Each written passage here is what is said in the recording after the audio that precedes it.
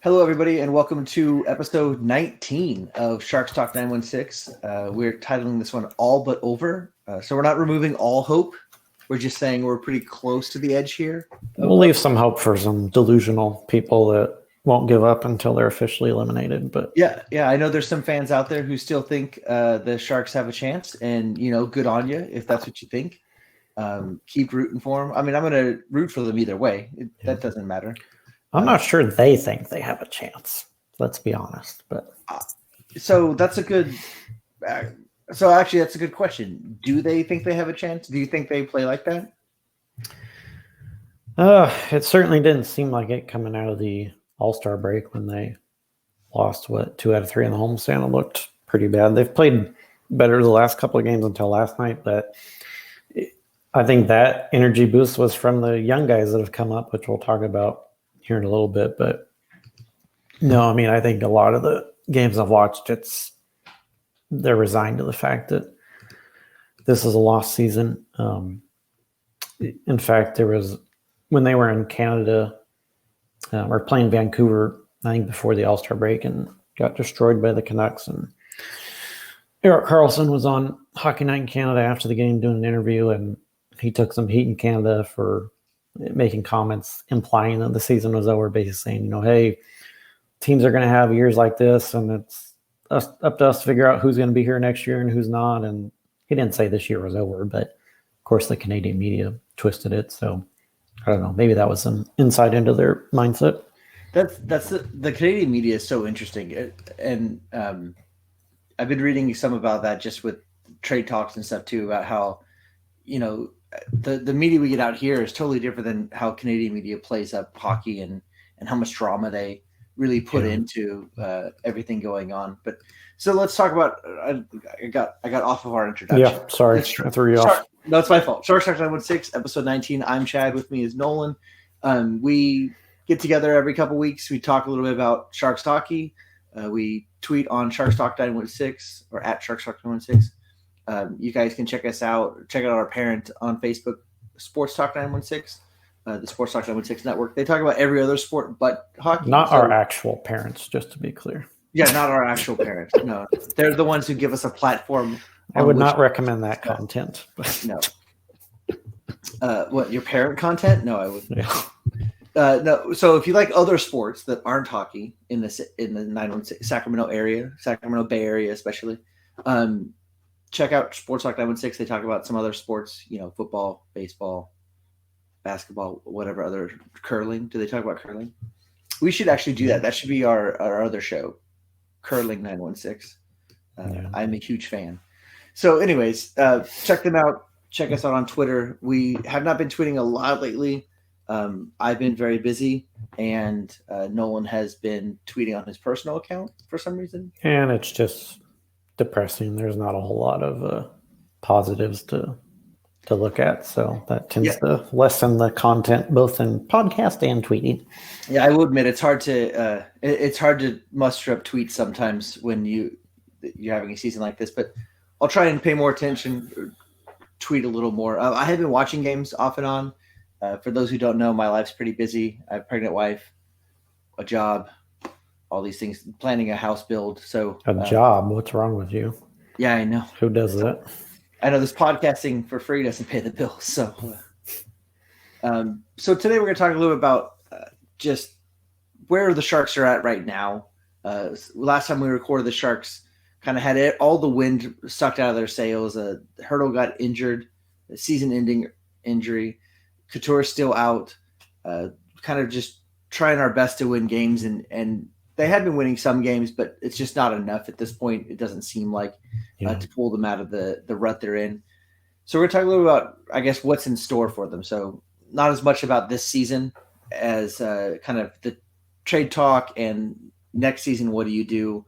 And let's just jump right in with Hertl. So I think that's the biggest news so far since our last show, which is, Hertl injures his other knee. So not the one he's already had surgery on, but his other knee at this point.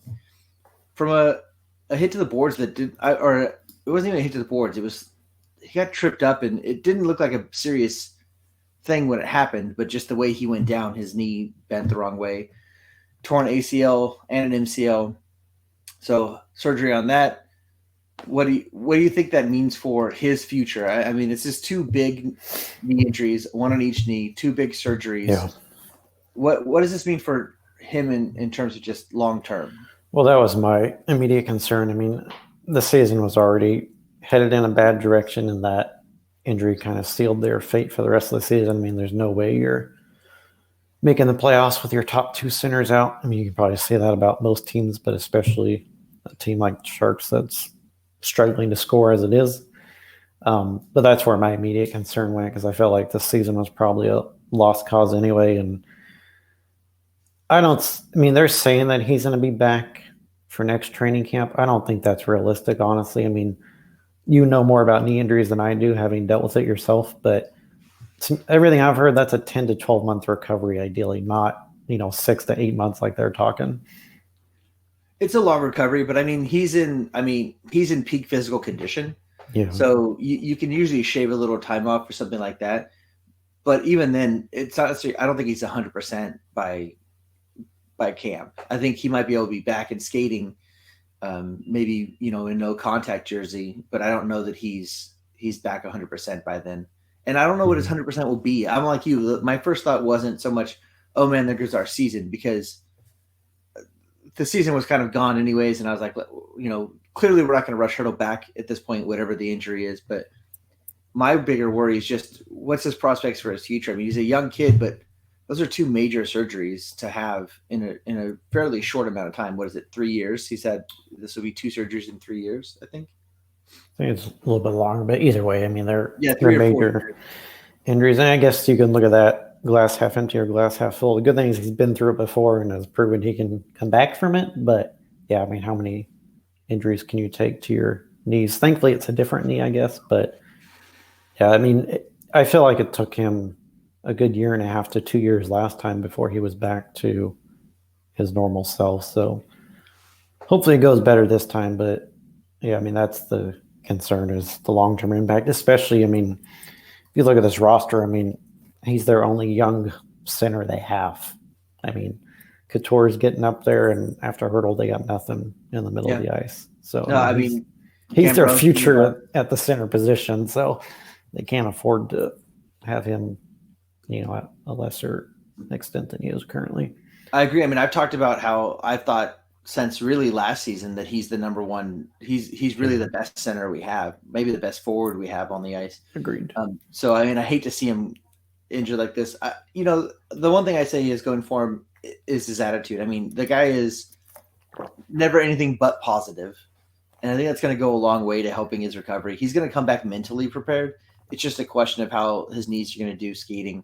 I think he might lose a step, but he's not the fastest guy on the ice to begin with, right. So it may not be it wouldn't be like Marleau coming in slower, or one of your fast skaters coming back and being slower than you expect them to be. So I'm hoping it's good. It's a lot though. I'm like you. I think if he's in training camp, he's in training camp skating, not really in any physical contact at the beginning. I mean, I know they need him, but let's not rush him back, please. Just get him right before you throw him back. We'll jump to Cody's question here, so he didn't feel like he's being ignored. Cody was asking about Šimek as far as re-signing him since he's a free agent.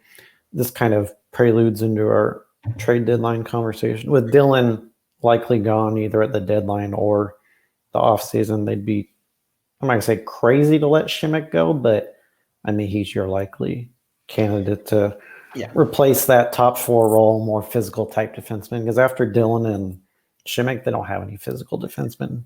Yeah, I know that, but I think the price is going to be right for Šimek. Yeah. I mean, he's had kind of a disappointing year compared to last year, so I don't think he's going to cost a whole lot. But yeah, he's too good to keep around at too good of a price. I've been reading a lot on other people's kind of predictions about trade, and even Kersey was saying the same kind of thing. Like with Dylan almost a guaranteed to go, you can't get rid of Šimek. You got to keep him. I mean, where are you going to find someone to replace him that's as cheaper than him? Unless you're bringing someone up from lower levels, you're not going to. And I don't know anybody down there who can play at that level, at Šimek's level yet. No, I mean, we've seen some of that depth this year. Middleton looked terrible in the few games that he played.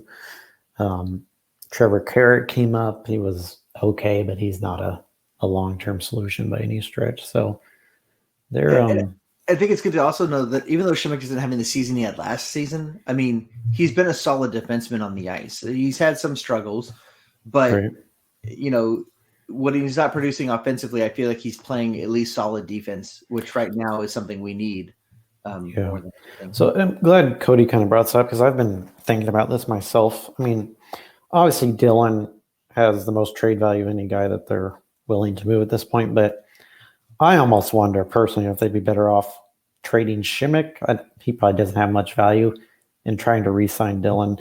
Dylan's only 2 years older than Shimmick, so you're not losing. Dylan's 29, Shimmick's 27. Shimmick's not a kid. He's played overseas professionally for quite a while, and I don't know about you, but I trust Dylan a heck of a lot more. He's a much more physical force, much more reliable, and obviously has longer tenure in the NHL, whereas Shimmick's not proven quite yet. But here's the thing: you're talking, what is it, 4.5 for Dylan? Well, and that's exactly what something like that. Cody's basically asking. That's the issue, is the money. It's $700,000 to keep Shimmick around. Maybe you bump him to $1 million, right? Because he wants a raise. But I mean, you're talking $1 million, maybe a smidge over that. But I don't think he gets the $2 million mark. Yeah, is Dylan a $3 million upgrade over Shimmick? Probably not. Yeah, I don't think so. And that's the thing, is like, it's not enough of an upgrade. And Dylan is so well liked and respected in the league that I don't think trading him is a problem. I think that's the thing. If you say, hey, we want to, as soon as the Sharks say we're serious, we want to trade Dylan, I think he's gone. There's already you got to look at that too, right? I mean, not only are you paying $3 million, maybe $4 million more a year, but you're also losing out on a second or third round pick that you're probably going to get for him. So, yeah, I think if you don't try to get a prospect, if you just go for a pick, I think you get a second round pick for Dylan. Yeah. So I mean, let's jump into that. So trade deadline. We've been talking a lot about who's going to stay and who's going to go. There's been a lot of that around the internet lately too. So Dylan, I mean, Kurz has him as a pretty much gone. I've got him as a for sure. I don't think there's any reason there's any way he stays. So what do you think you get for him? And what are some teams you think he goes to, or are there possible teams you think he's going to? I think he brings back similar to what they got for Braun, which I think was a second and third round pick. I think that's probably what you're looking at. I don't think they'll get a prospect or player for him unless they want to, but I think Doug believes in the young guys in the system. I'm not sure I do, but I think they've got a lot of guys in the system they want to look at without adding from the outside, but that's my anticipation, a second or third round pick. As far as where he goes, I mean, I haven't followed the rest of the league closely enough, but there's a lot of teams that have defensemen injured currently. I mean, anyone that's in a playoff spot would want someone like Dylan. I mean, we've talked about it before. I mean, he's built for playoff hockey with his size and physicality. And experience. I mean, he's been to the playoffs a lot of times. He's, you can bring him on and he's going to fill that defensive role really easily. I agree. I think he gets a second rounder if they don't ask, if they're not trying to get a prospect. I think if they're trying to get a prospect, they get a lower round pick, like a fourth or something, and then a prospect for him. I actually think he ends up in Vegas. Oh, God, that'd make me sick. Not only that, so I'm going to jump ahead a little bit. They do need defensemen desperately, though. So. I think 2 players end up in Vegas from the Sharks. Melker and Dylan. I think Jumbo ends up in Vegas. I don't think he could do that. I think for couple reasons. I think one, he knows and likes DeBoer, and then 2, I think he's more professional. I think we all play up the Vegas Sharks hatred more than the professional athletes play it up. Now, if you're talking about Kane, then sure. I don't think Kane ever goes to play on Vegas. Yeah, I think Jumbo goes and plays wherever he thinks he has a shot at the cup and can play for someone or with someone that he likes. So I think Jumbo stays, just because, I mean, you look at the last 3 off seasons. I mean, how many times has he said, "I'm a Shark, I'll always be a Shark"? And I don't think he goes back on that. I mean, I wouldn't blame him whatsoever if he did. I would hold no ill will, and I don't hope he gets traded because I don't want to see him play in another uniform. But if he does and he wins a cup, I'll be happy for him. So no grudges either way, but I don't think him or Marleau will leave personally. I don't think either of them will request it, which essentially is what's going to happen. I mean, Doug's not going to trade him unless they ask for it. I mean, it's entirely up to them. So, I mean, basically everybody said, the Sharks have said, that everybody who's near the organization in the media has said that the only way either of those guys leave is they decide they want to leave, right? Or they ask to leave, basically. Yeah. I think with Jumbo, Marleau, I don't think so, just because it took so much to get him back here. Like it was so hard for me to get back here. And he turned down probably other jobs to come back here. So. He turned down other jobs that were, I mean, cup contenders. Didn't Carolina want him? Didn't Carolina? And they traded for him and then bought him out. Yeah. Jumbo, I honestly think if before the trade deadline, the calculation is it's mathematically impossible for Sharks to make the playoffs, I think Jumbo goes. If it's not there, if it's still some glimmer of hope that the Sharks can make the playoffs, I think Jumbo stays. But I do think because I think this is his last year. I think he's done. I agree. It's his last year. And so I think he tries to make a chance. It's the only thing he doesn't have. He's a Hall of Fame hockey player. He's busting records every time he goes out there and plays, right? He's jumping up in the list of great players.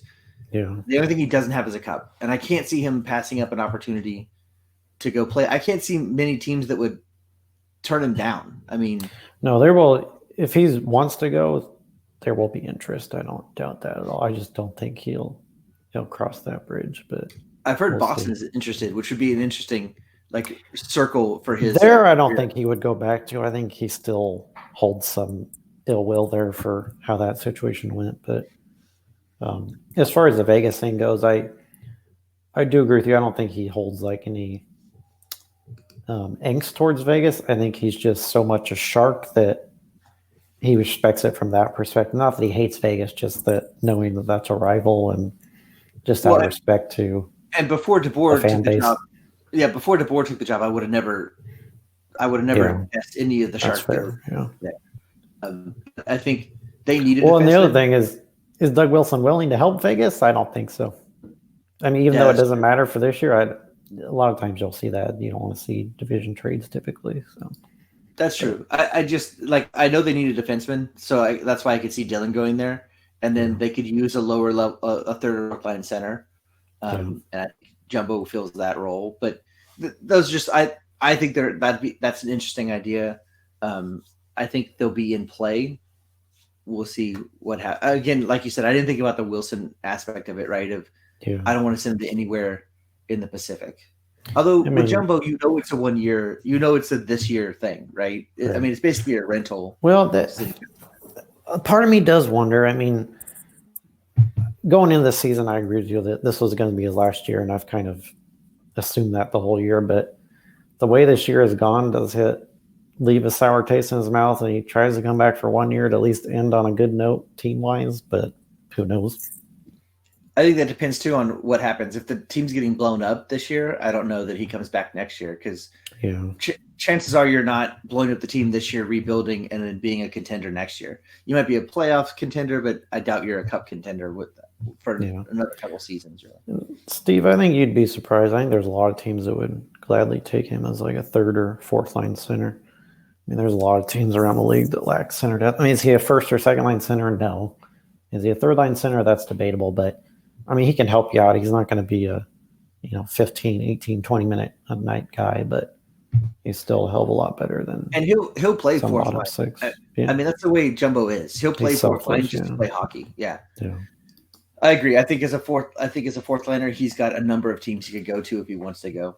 I do want to go back to something Steve mentioned earlier about Dylan before we move on to the other trade candidates.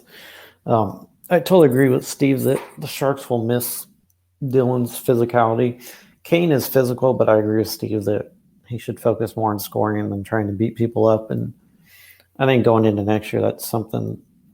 I've never been a guy that believes in enforcers and all that, but I do think that's a void they're going to need to fill because Šimik, Goodrow, and Kane they're physical guys and they'll drop the gloves, but it's not somebody like Dylan who's actually physically intimidating and imposing. And I would say it's not just the fights either, right? Dylan lays hits just in the game. And that's the thing is I think the difference between Kane and Dylan is Dylan does it intelligently, right? Yeah.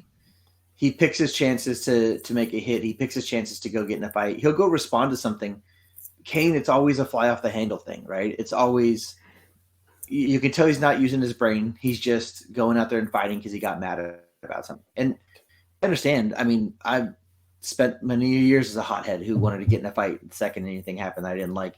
But on the ice, you got to be smart on that because you put Kane in the box. He's the number one guy on our team for penalty time. Yeah. Think of how much that hurts us when he's one of our best scorers too. Like every minute he's in the box is probably a minute we're not scoring a goal. Can you still see my video? Yeah. Okay. It blacked out on my end. All right. So the next. we talk about Dylan.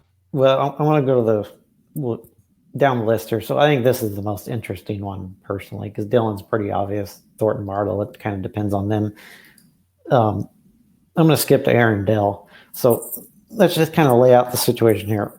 Obviously, right now he's their number one goalie. He's playing the best hockey of his life. You've got Martin Jones, who's lost, and nobody has faith in to recover at this point. Dell's a pending free agent.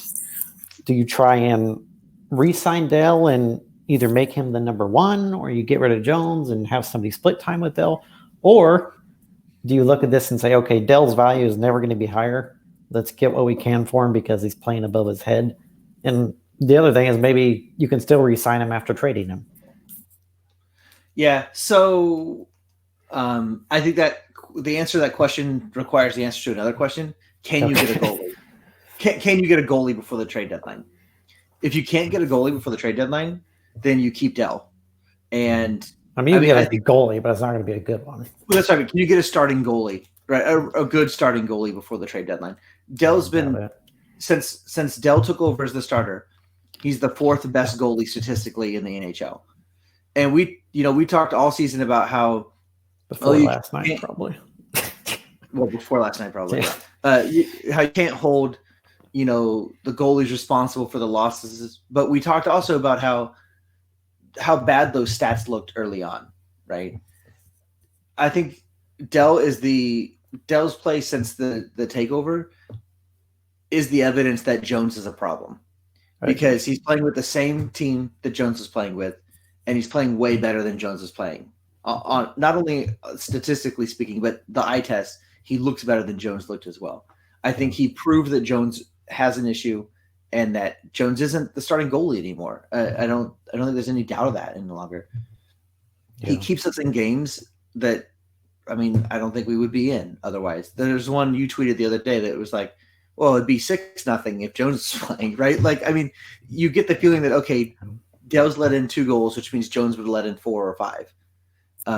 So to me, jumping a little bit ahead, answering a little bit of the next question, I think you re-sign Dell, and I think you buy out Jones.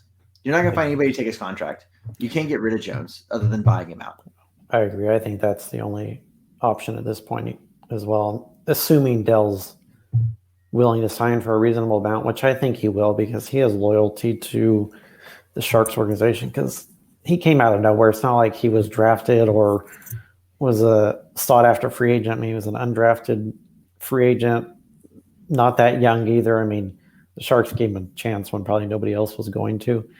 And I even remember when he signed his 2-year extension, and that was after, his first year that went really well. They asked him, didn't you want to go somewhere to try to start? And he goes, no, I'm happy with where I am. And so I think that loyalty will help keep his price reasonable unless he falls flat on his face the last couple months here. Then I agree with you. I would re-sign him, not necessarily as the starter, but at least as a 1A, 1B type situation. I also think, and I think, Aaron Dell's agent, whoever it is, would be out of their mind not to put out feelers and see if someone's interested. I don't think his market value is much higher than what he's getting with the Sharks, though.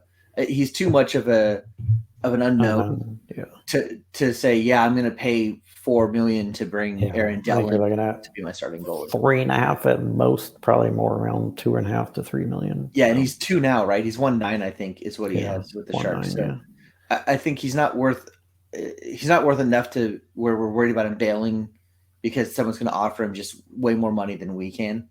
And if you're cutting Jones, and depending on what other trades you're making, you have a little bit of room to pay Dell a little bit more to keep him around, and then shop either for a good secondary if no one in your AHL level is impressing you enough, or see what They're you can still find. going to be paying Jones, just not as much, and it'll be spread out over quite a few years. But I mean, the only other hope with Jones is that you can get rid of him in the expansion draft after this next season, but that would require him to probably bounce back and to throw some additional, lateral into Seattle to I mean, I don't think get them to take him. I think you'd end up paying Seattle to take him. You'd give him like a first or second round pick to get rid of him, which they've already mortgaged enough first round picks at this point. So, although that might be worth the $4.5 million you saved. It probably is, but who knows? I mean, it's different. It's like, okay, Carolina gave up a first round pick, or Toronto rather gave up a first round pick to move Marleau, but that's 1 year. You're not talking about paying a guy for 4 years at $6 million or whatever he's making. That's a lot more dough than 1 year. So, all right, so let's talk. So Aaron Dell, I think we both agree you're probably looking to keep him if you can. Unless someone makes him an offer. I think unless someone makes him a ridiculous offer, he stays a Shark and they re-sign him. So a guy I've been fine with getting rid of for quite a while now, Melko Karlsson. Great. Totally alone in that, Chad. Shark fans love Melko Karlsson. Great. And don't get me wrong, like great PK guy. I totally get what the coaches say, where they say, hey, we know every night what we're going to get out of him, right? We put him on the ice. We know exactly what we're getting. He's a known quantity. And it's not like you have extra forwards laying around in San Jose. Right. So I put it like a 50-50. I think that's the equation becomes, can we get a depth forward and get rid of Melko Karlsson, right? Like you need to do both. You can't get rid of him and then just. I mean, you can for this year, because this year it doesn't really matter, but moving ahead to next year, they'd have to fill those spots. Wilson, I mean, we talk as much as we want, but Wilson's got to be doing calculations a season or 2 seasons ahead. He can't be looking at just. It's not like we're buying to win a cup, right? Where you can look at just what's a move we make this season. If you're looking to rebuild, it's got to be what are we looking for that's going to change the team for the next few seasons. I mean, if they want to, they can gut this roster this year and play kids the rest of the year. It doesn't really matter. But I think I don't think Karlsson's worth more than a 5th round, maybe a 4th round pick. That's the thing. I would be shocked if they even got a 4th, honestly. I know that's what Kurz has been saying, 4th or 5th, but I think he's a 5th or 6th at best. Yeah. And I think that's why he stays, because I feel like Doug feels like he needs some veterans around and doesn't want to just flood this over to youngsters and overwhelm them the last 2 months. So I feel like they keep him around just for that sake, because is it even worth a 5th round pick? Like, is that even worth? But I hope he does not stick around long term. I know Kurz has been advocating for that, because their depth has been terrible this year. But to your point, like, sure, he's a great penalty killer, but what else does he do for you? I'm sorry, absolutely nothing. Like, that's it. I don't want a one-trick pony in my lineup at this point, especially for $2 million. And that's why you got to find a team who needs a PK help, right? You got to find a team that's got a terrible PK, and then we just need guys who we know if that's can block the last shots. Piece you need, then okay. But with a team like Sharks that has as many holes as we have, I don't want one-dimensional players. And I don't know who that is. I mean, I'm not watching. I'll freely admit, enough hockey outside of the Sharks this season to tell you what team needs Melko Karlsson, and that'll be the guy that fixes their PK. And there might be a team out there who needs one good guy who's just can put in those minutes and get in front of pucks, and you don't need him for 5-on-5 as much. But I find it hard to believe that any team's looking for that, because every team's looking right now for a guy who has at least 2 dimensions, not just one. Well, and even though the Sharks have the #1 penalty kill still, since Couture and Hurdle have gone down, their penalty kill has been pretty bad lately. They've given up 9 of the last 10 games. They've given up power play goals. So, I mean, is Karlsson that significant a piece of the penalty kill, or is he just one component of a successful unit in general? So, and like you said, though, if you're talking about you're giving up on this season, you don't really care, because Couture's and Hurdle are coming back. Yeah. So you're like, we can lose Karlsson and we'll find someone to fill that role in the next season. And Nason, I think, is a good option to fill his spot next year if they re-sign him, because Nason has some scoring upside. It's funny, I was on his case a little bit last show, but he's been better since then, I will say. And he was a 1st round pick, so he's got talent. But I mean, that's a guy that I'm fine with on the fourth line that actually has some, threat of scoring. And Melker's had some big goals over the years, but his scoring has dried up worse almost every single season. Yeah. So I feel like it's long past time to move on from him. And there's a few other guys, which we'll get into that later. But I actually think that's a good. We talked about Marleau and Thornton already, right? I think Thornton goes if they're not in it mathematically. Marleau, I don't know.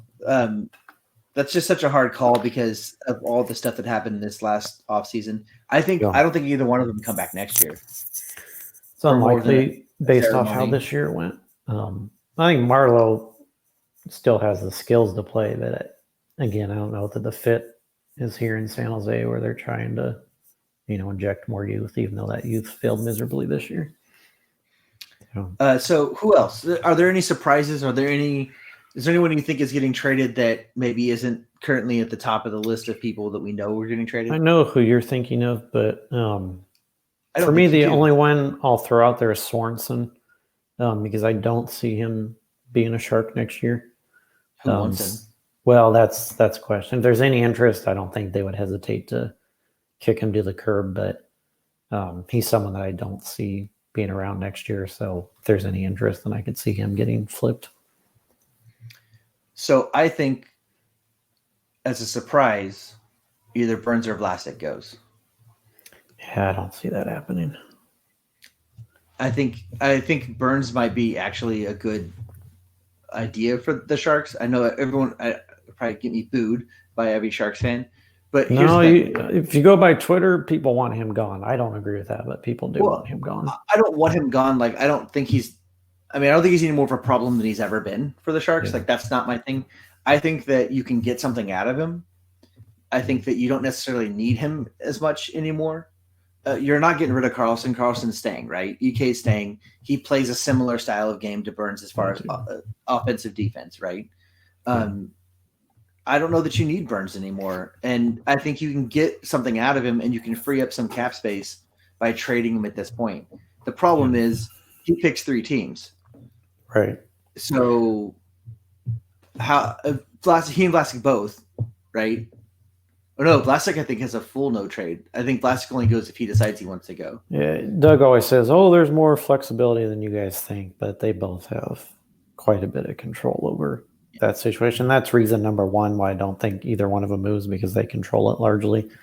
And when it gets down to, okay, we can only trade you to 3 teams, you're not going to get shit back because you don't have any leverage and negotiating power at that point when there's only 3 teams they can even trade him to, and maybe only one of those teams is even interested in them. So to me, that's the biggest hurdle. And then with Burns in particular, I'll admit I'm a Burns homer. I totally get he's a defensive liability at times, but I think people greatly underappreciate what he does offensively, even though his production has declined.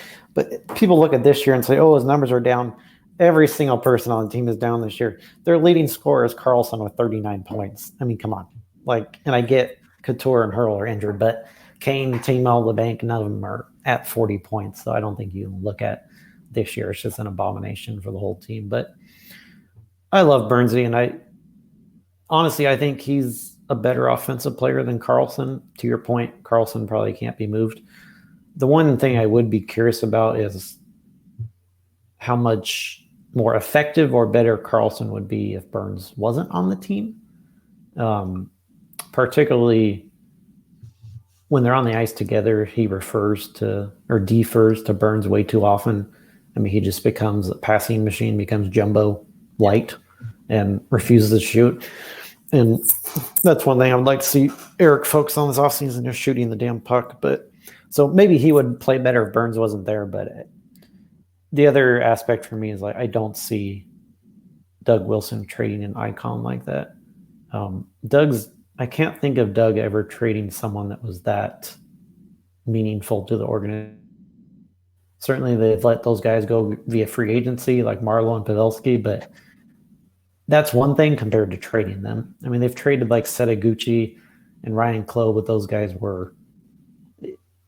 weren't as historic in the Sharks organization, and Clough was falling off because of concussions and speed, and Setaguchi had personal issues, which we didn't know about at the time, but we do now. So I don't see Doug making that move. Vlasic, on the other hand, I think he's just bitter and would never approve a trade personally. Yeah, I mean, some of the stuff I was reading, I guess a trade for him earlier in the season was closer than we thought it was. Yeah, I don't buy it. I was reading that too, that somebody said, oh, he was open to a trade to Montreal earlier this year. I don't know if there's any legitimate confirmation of that, but I was reading that too. Yeah, I don't know. Again, my Burns guess is not I want Burns gone. It's more, I think you could get rid of Burns at this point, and it's not as big of a hit to the team, and you can get quite a bit out of him. Well, the other thing about Burns is I don't know I guess you put it as an emotional player is how people have said it, but he's the guy that when the team's down, like he's down. Like he's always going to play worse when we're in a rut, right? And I'm not sure he's the best guy to have for a rebuilding phase, because I think he's going to always be that way. Well, and I mean, they're not going to. Doug said, I mean, their goal is to get right back in the playoffs next year, and the Sharks are kind of like the Giants of baseball. They don't really believe in rebuilding. They may be forced to after next year if it goes again like it is this year, but they're going to give it one more year to see if this was just a fluke. If next year goes to shit, then they probably will be forced to reevaluate. But kind of a larger point to your thing about Burns and Vlasic, I've kind of had this discussion with myself over the course of the year. Like, if they do move a core piece, who would be the guy I would want to go? And the core pieces are Burns, Vlasic, Carlson, Kane, Meyer, Hurdle, Couture. Normally you would have said Jones. Obviously, contractually, he's a core piece, but he's not. Sure, I'd love to get rid of it. Yeah. I mean, obviously, that'd be the number one choice. Yeah. For me, the guy I would move, if I can't get rid of Vlasic, then my next choice would be Kane, personally. Yeah, I agree. I just think he's too high up on the list of scoring forwards for you to make that choice right now. You'd have to get scoring back for him, right? I mean, you trade him for a similar talent offensively. I just think his antics are, and I know people are say, "Oh, it's a race thing."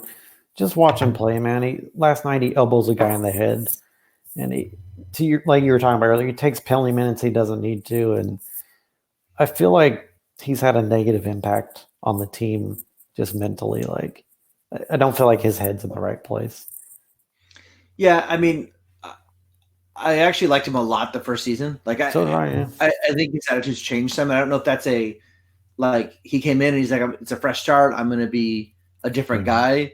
And, sometimes that works for a season. And then after that, you just kind of slip back into your old style or what.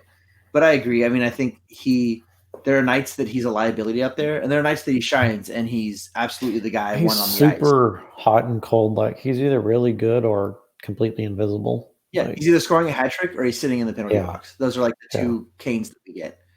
And if he was hat trick Kane, or even an in between, if I could just get a goal out of him, and not have him in the penalty box, I'd be happy with that compromise.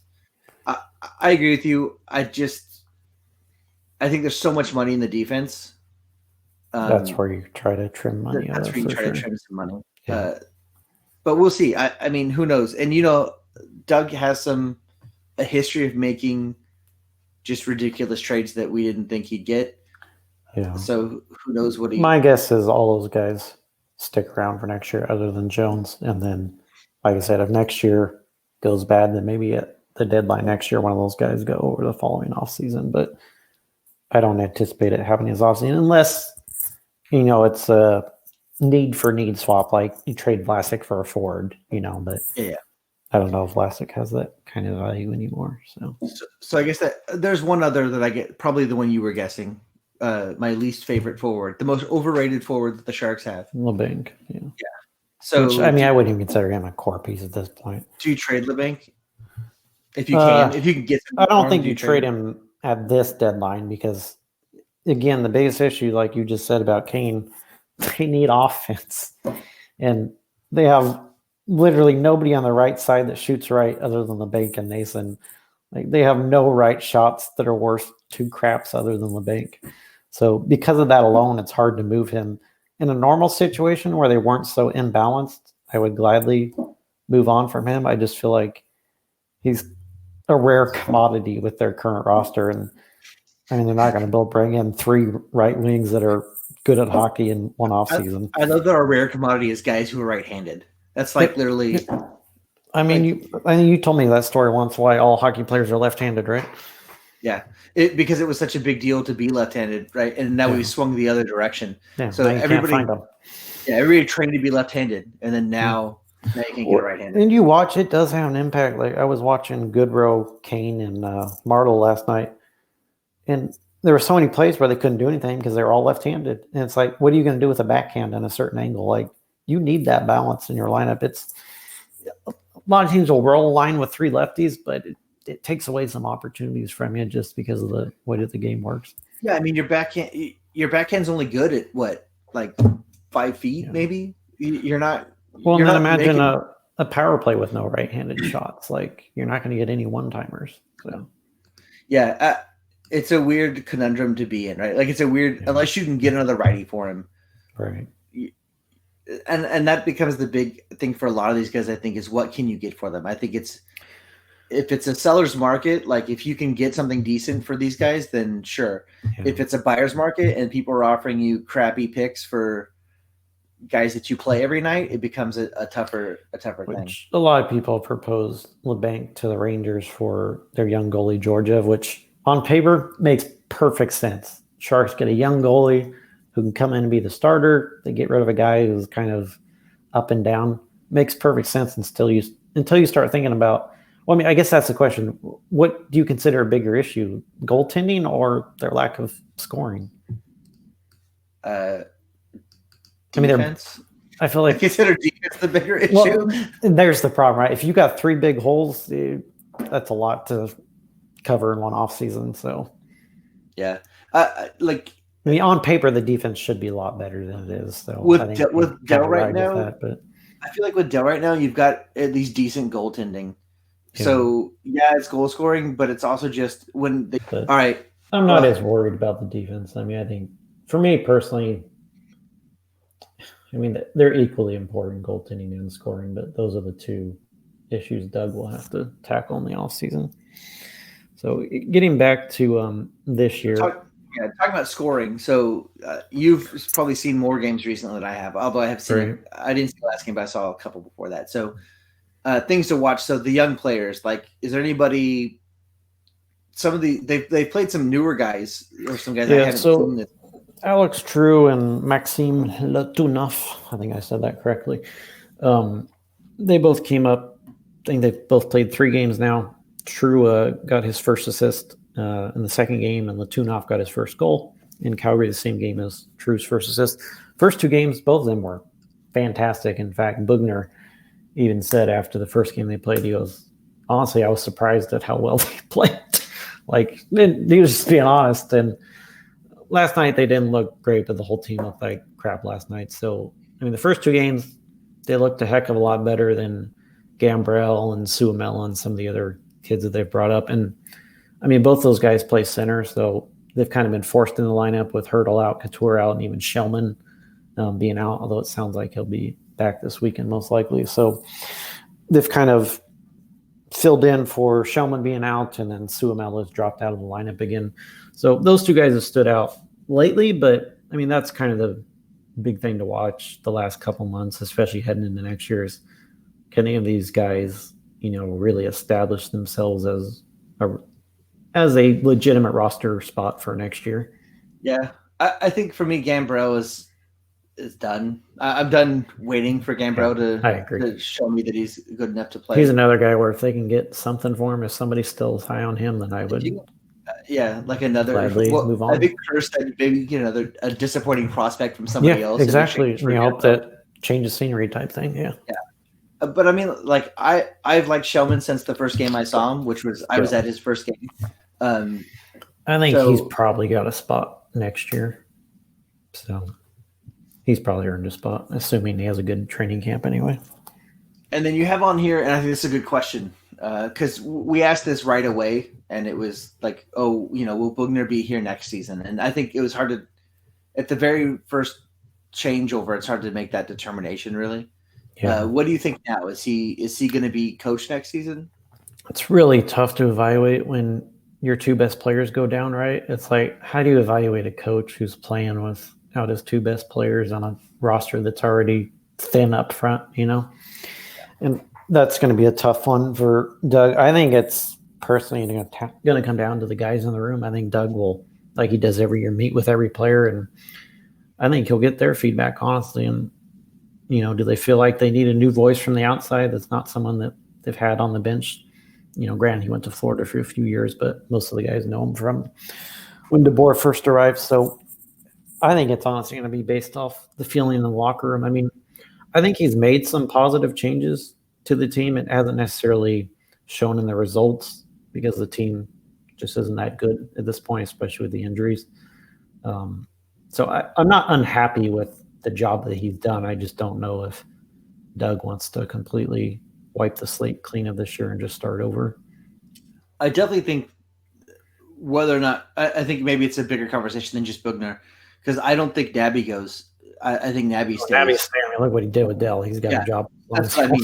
Yeah, I think so. I mean, and Summer, I think is just a temporary fill, and I don't expect them to stick around. But I think they'll go back to the Barracuda. But I think they give Bugner a season, like a full season, to do it. I don't know that he gets a long contract. Well, that's the challenge. Is like, I mean, this team is in a win now mode, right? I mean, time is kind of running out with this current roster. So if you're not confident he's the right guy, do you potentially mortgage one season to figure that out? Or you just say, you know what, I'm not 100% sure on him. I'm going to go with somebody I have more confidence in.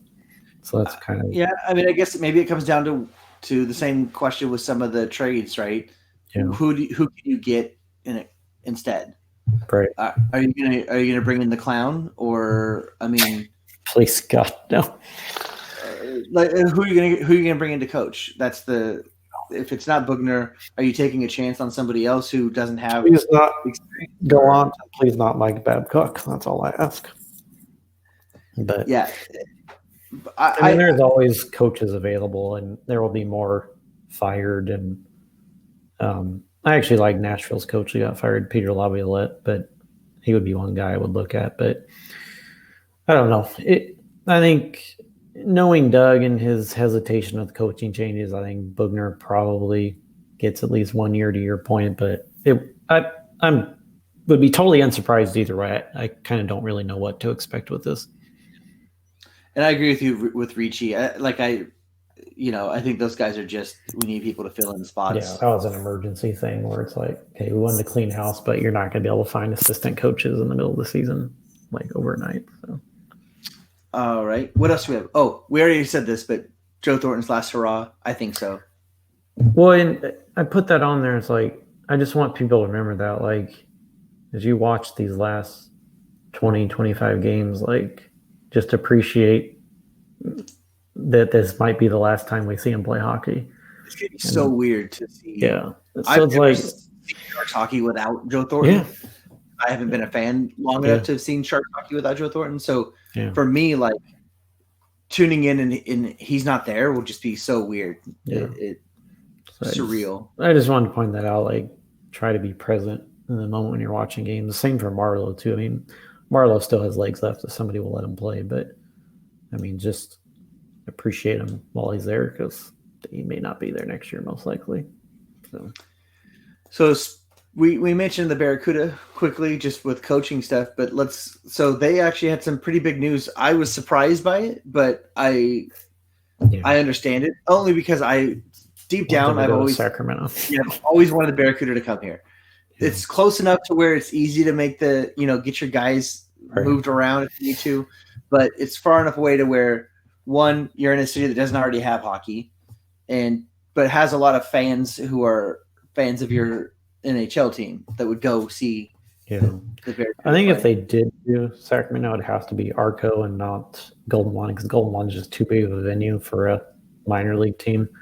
I mean, Arco was a professional venue too, but I'm sure they've renovated it since then. But I think that would have been part of the challenge with Sacramento is like Golden One Center is too big of a venue, and I think that's part of this move, right? Is like their attendance at SAP has been terrible.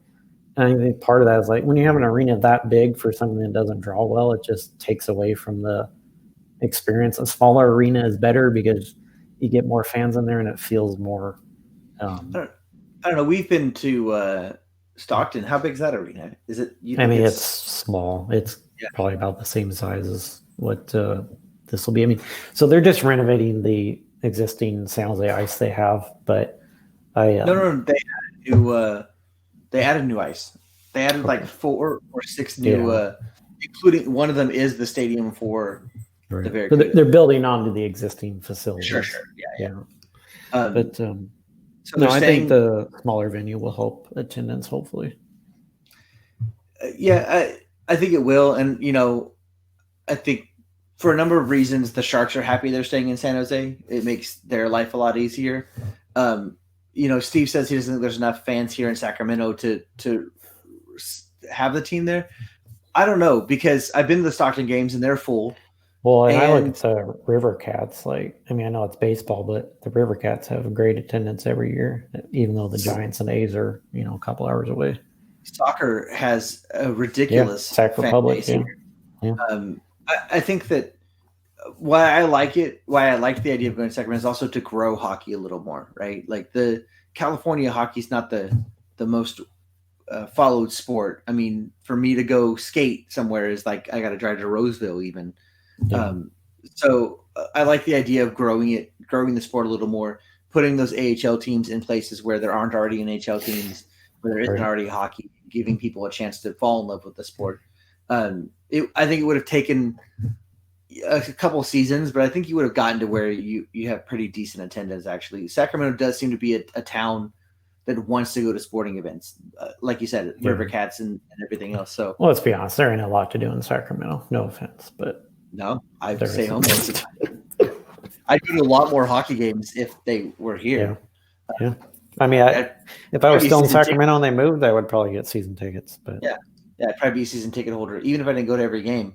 Yeah, it'd be worth it just to support them. And then my biggest takeaway from this news is no more fucking doubleheaders and no more shitty ice. Well, we're still gonna have shitty ice, but at least it won't be because of the doubleheaders. And that pissed me off so bad, and it's still happening. Through the end of this year or however long it's going to take to. I don't know if they're moving next year or like the year after, but it's. I think it's 5 years before the ice is ready. No, if that's the case, that sucks. But maybe I'm wrong. But I remember them talking about it, and it's years. It's not next season. Yeah, that's the biggest thing that pisses me off about this is you're sacrificing the quality of the ice for your professional team to have your minor league team play in an arena where 500 fans show up. Like it just doesn't make any sense. And I don't care if it was Randy or someone said earlier in the season, like, why don't they flip it? Why don't they have the Sharks play first? Yeah.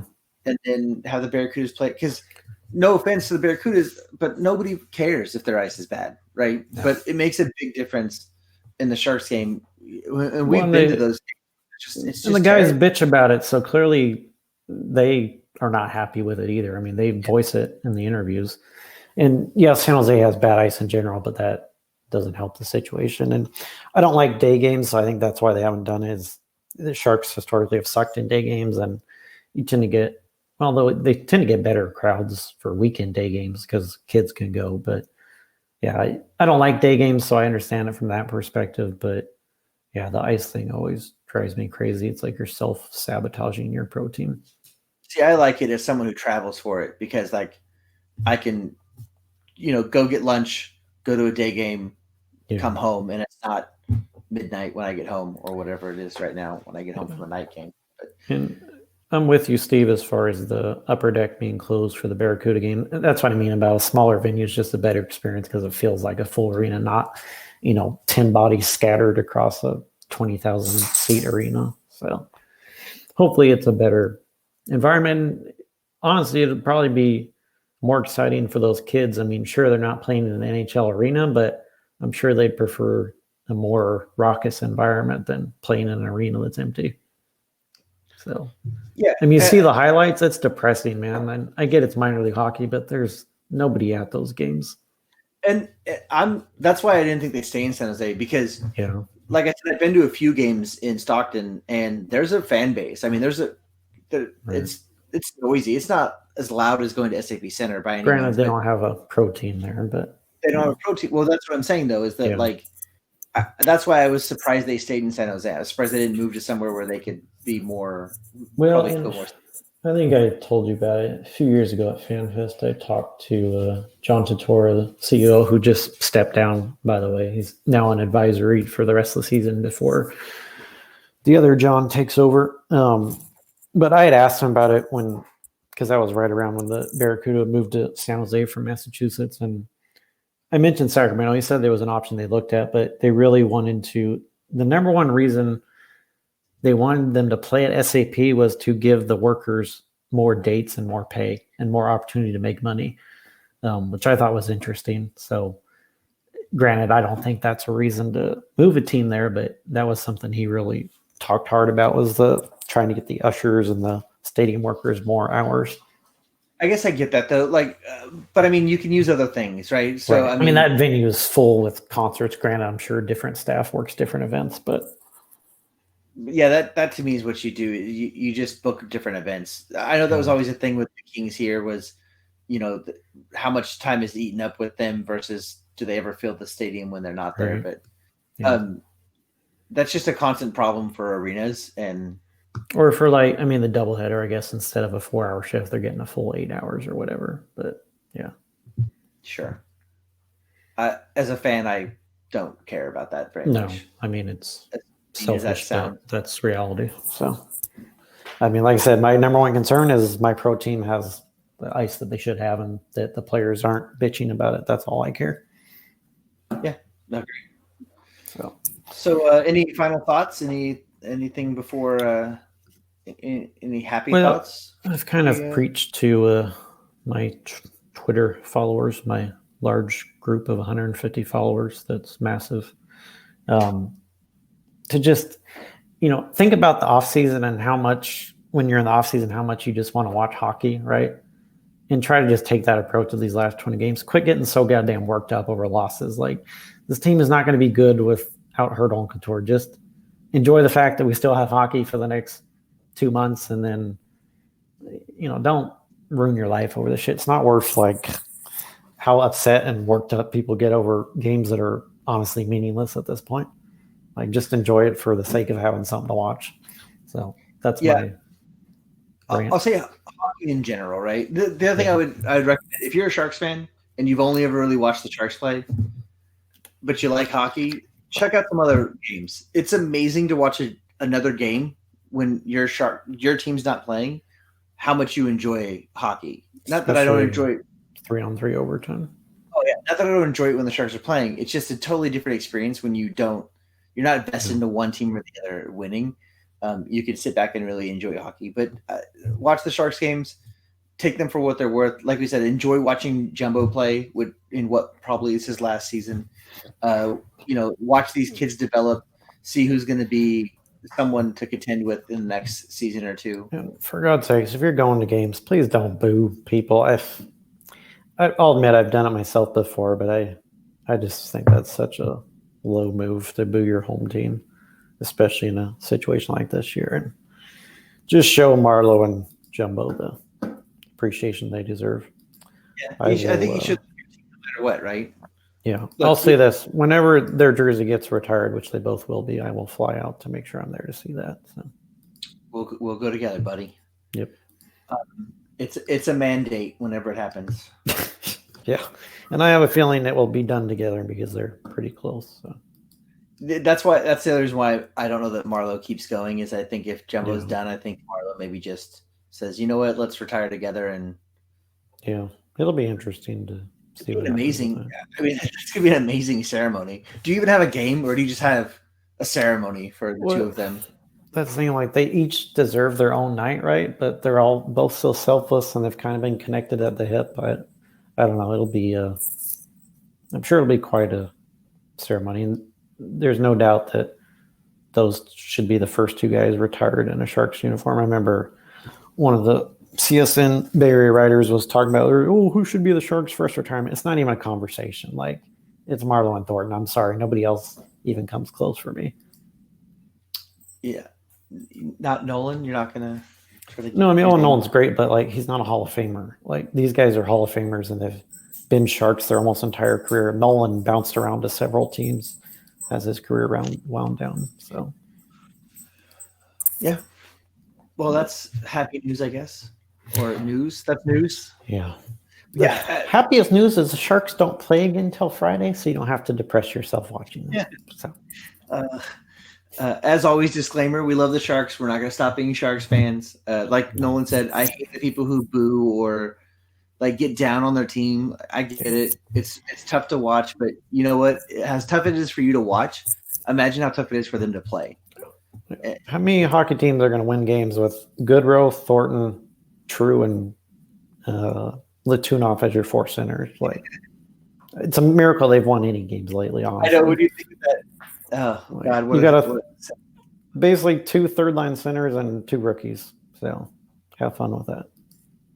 All right. So watch some hockey. Enjoy it. Follow us on Twitter at Sharks Talk 916. We have less followers than Nolan has as an individual, and let me tell you, Nolan is not. He's not entertaining as a person. So we should be doing much better than that. My personality alone should be bringing up those numbers a little bit. But follow us at Sharks Talk 916. Like we said, Sports Talk 916 helps us put this program on. So if you're into other sports besides hockey, I know they're not as good, but I still like some of them. Check out Sports Talk 916 for everything else, basically. All of the above that isn't hockey. I think they even talk soccer once in a while. Weirdos. Ugh. Europeans. Yeah. Thanks for joining us. And not sure programming note, not sure when the next show will be because I have a baby coming in the next 3 to 4 weeks. So I'll just talk to myself. That's okay. Yeah. It might just be Nolan by himself, or it might be maybe Nolan will have a special guest on. Or I'll bring Tabitha on. She says she can do it. She thinks she can do a better job than you. No, I'm just kidding. Yeah. She'll kill me that I told you that. I have no comment about that. Fair enough. For your relationship, I'm just going to go. I'm sure she could do a great job if she was on. There you go. Yeah. So it may be a little bit. I'll see if I can get on maybe with a baby crying in the background, or jump on between feedings or something. So Baby shark. Baby shark. Yeah, we've already got our shark onesies, multiple shark onesies. So we're ready to make her a Sharks fan, whether she wants to be or not. Yeah. But yeah, check us out. Any closing statements, Nolan? Nope. I'm good to go. Yeah, a few words, which seems really bad for a podcast. All right. So take it easy, guys. See you later. Go Sharks. See you.